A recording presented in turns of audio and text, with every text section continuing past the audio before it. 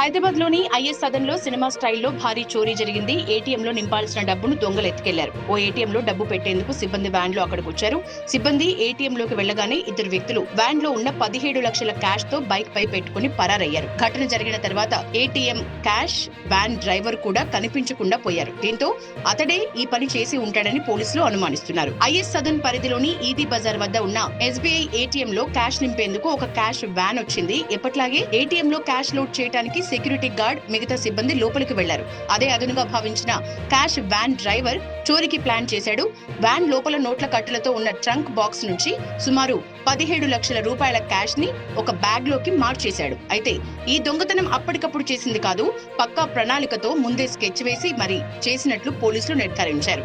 Driver డబ్బుల bag ని సర్దుకున్న వెంటనే ముందే వేసుకున్న పథకం ప్రకారం ఒక వ్యక్తి బైక్ పై అక్కడికొచ్చాడు. క్షణాల వ్యవధిలోనే డ్రైవర్ ఆ డబ్బు బ్యాగ్ తో కలిసి సదరు బైక్ పై అక్కడి నుంచి పరారయ్యాడు.